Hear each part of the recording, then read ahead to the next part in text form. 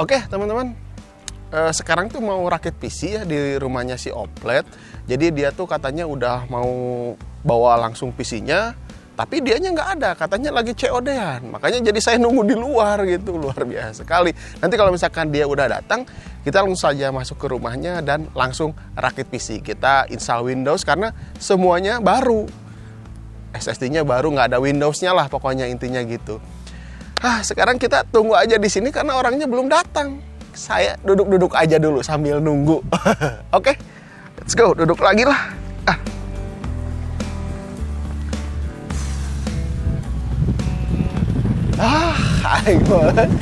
Luar biasa, ini baru datang teman-teman.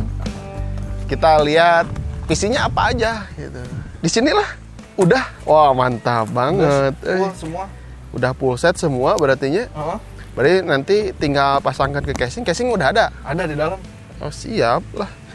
Jadi kalau misalkan udah komplit gini mah, nanti saya tinggal penginstalkan Windows, install game gitu. Ya. Wah, mantap. PGA naon ya? GT 450. GT 450? Galau bisa lah tuh, susah tuh. Wih! GTX 1650. Mantap ya. Mantap betul. Prosesor i5. Ya, mantap lah. Oke, yaudah kita langsung saja. Udah komplit mah kita langsung saja masuk ya. Ayo, udah komplit semua. Tinggal install Windows. Kalau Naon? keyboardnya bapak atau mangkal keyboard? Ya hanya ente atulah. Saya mah teu bawa keyboard. Kan keyboardnya nggak ada. Oplet kan udah bilang keyboardnya nggak ada. Luar biasa. Terus install Windows-nya kumaha tuh nya? Emang tuh bisa? Nggak bisa tuh nginstalin Windows tanpa mouse keyboard. Bisa tuh. Nggak bisa. Di studio ya tuh. Masa harus ke studio? Nggak ada di studio mah, itu barang-barang reviewan hungkul. Kalau yang itu tuh yang Deepcool kabel 500. Itu kan belum di-review atuh. Belum di-review mahnya, udah dikasihkeun. Review dulu lah. Aing begalau. Gimana ini teman-teman? Lupa Nanti belum di-review masa udah dikasihkeun atuh. Kumaha tuh? Review heula wae. Review lah. Koplet dipinjem. Ya udahlah. Teman-teman, kita ke studio dulu lah. Kita review, buat dulu review si keyboardnya. Biar langsung kalau udah di review mah bebas, mau dipakai, mau dijual, mau di apa gitu. Udah kita ke studio dulu gitu. Sekarang ayo lah. Ya kumaha? Angkut. Oh, siap. Yuk. Yuk, teman-teman, kita langsung ke studio ya. Let's go.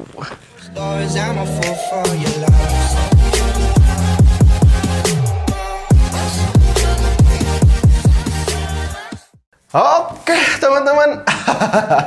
Ini dia keyboard yang dimaksud tadi ya. Ini adalah Deepcool KB500, keyboard mechanical RGB tentunya.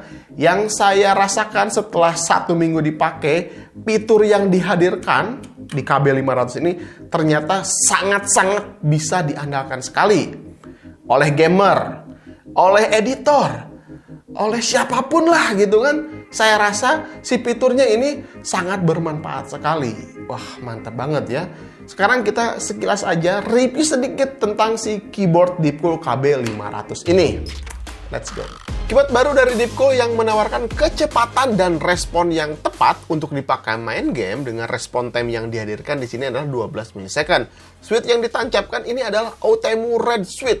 Ya tentu, Switch Red ini adalah salah satu yang saya suka. Karena karakternya tuh silent, gak terlalu clicky, tapi rasa feedbacknya ini saat di tekanan balik masih kerasa mekanikalnya. Dipakai malam-malam saat orang rumah tidur nggak terlalu keganggu, aman lah, suaranya nggak membangunkan orang tidur gitu. Terus urusan durability ya jelas, udah 50 kali juta klik, ini mampu bertahan dipencet-pencet gitu, alias awet. Meskipun ya ini switch-nya disolder, nggak bisa diganti-ganti, ya nggak apa-apa lah ya. Tapi tenang aja nih, karena si keycap ini adalah double switch, jadi huruf di atasnya ini nggak akan pudar meskipun terus-terusan dipijit. Dan warna LED-nya ini cukup terang banget. Ngomongin LED, ya tentu si KB500 ini sudah RGB. Bisa disetting pakai software bawaan yang sudah disediakan oleh Deepcool. Tidak hanya RGB ya di sini yang bisa disetting pakai softwarenya, tapi adanya makro. Nah, di sini nih mantap banget, lengkap banget untuk settingan makronya gitu kan. Terus ada remap key. ini bisa disetting fungsi mouse yang dialihkan ke keyboard. Jadi fungsi-fungsi mouse alihkan ke keyboard bisa. Terus ada fitur teks. Nah ini tuh menurut saya sih mirip seperti makro ya. Misalkan nih, saya tulis password sosmed yang panjang banget atau apalah gitu ya, ditulis dulu di sini di setting. Misalkan di settingnya tombol home gitu kan, atau tombol apapun lah, tentukan satu tombol. Maka ketika saya mau masukkan password yang panjang itu, tinggal pijit aja satu tombol dan secara otomatis langsung memunculkan huruf yang sudah disetting tadi. Nah ini meringankan pekerjaan-pekerjaan siapapun gitu kan. Keren ya. Terus fungsi multimedia, tenang, di sini ada settingannya juga. Yang suka-suka ngulik-ngulik silahkan. Dan ini salah satu yang saya suka juga adalah tombol kombinasi. Ini fiturnya sangat luar biasa sekali.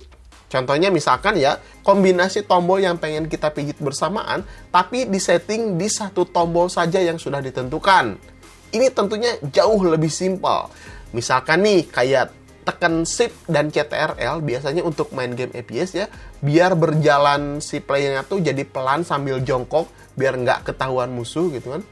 Terus kita setting tuh, misalkan nih kita setting di tombol CTRL saja. Jadi ketika pijit satu tombol, dua fungsi keyboard yang secara bersamaan terpijit.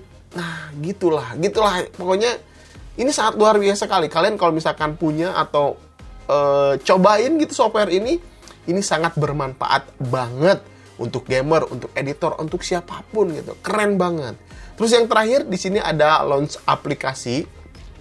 Misalkan aplikasi Premiere Pro yang sering saya pakai gitu di harian, disetting ke huruf apa gitu kan, satu tombol, maka ketika kita pencet hurufnya maka akan terbuka si aplikasi tersebut. Gimana? Keren banget nggak ini fiturnya?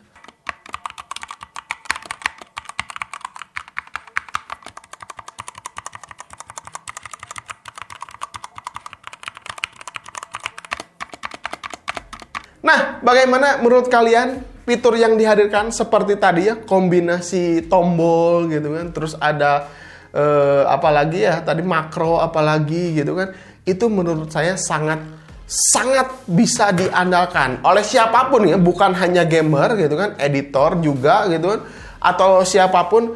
Menurut saya fitur yang tadi itu bisa sekali diandalkan gitu.